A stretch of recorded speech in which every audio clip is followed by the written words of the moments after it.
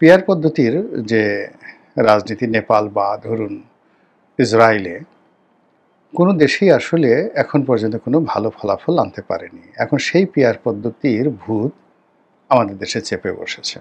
১। ২ নম্বর হলো যে এই দ্বিকক্ষ বিশিষ্ট সংসদ।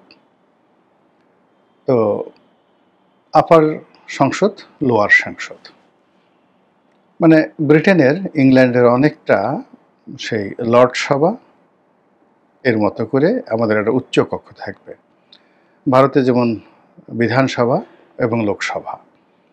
তো যারা জনগণের প্রত্যক্ষ ভোটে এইভাবে নির্বাচিত হবেন পিয়ার পদ্ধতিতে, তারা নিম্নকক্ষে থাকবেন, আর উচ্চ কক্ষ লর্ড সভাতে এই রায় বাহাদুর, খান বাহাদুর, লর্ড, মানে প্রত্যেকটা দলের কিছু লোকজন থাকেন না, যারা টাকা দেন, পয়সা দেন বা একটু ভাবসাব দেখান, তাদেরকে লর্ড সভাতে স্থান দেওয়া হবে।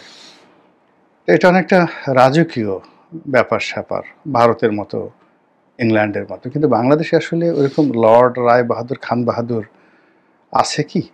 আমি তো দেখি না। আমাদের এখানে যে লাউ সেই কদু, যেই আওয়ামী লীগ সেই বিএনপি, যে বিএনপি সেই এনসিপি, এনসিপির যে চরিত্র, জামাতের একই চরিত্র। মানে এখানে নিম্নকক্ষ, উচ্চ কক্ষ থেকে শুরু করে যা কিছুই করেন না কেন, আমাদের দেশে রাতারাতি কোনো পরিবর্তন আসবে এরকম নজির গত ৫,০০০ বছরে হয়নি। আমাদের রক্তের অণুতে অণুতে, পরমাণুতে পরমাণুতে যে দুষ্ট চক্র বংশ পরম্পরায় আমাদেরকে অস্থির করে রেখেছে, এজন্য শাসক হিসেবে আমাদের উপরে যখন কোনো জুলুমবাজ আসছে, ডান্ডা হাতে, যারা শক্ত হাতে আমাদেরকে দমন করতে পেরেছে, আমরা সবাই তাদেরকে আব্বা আব্বা ডেকে বলেছি, হুজুর আপনার মতো ভালো মানুষ হয় না।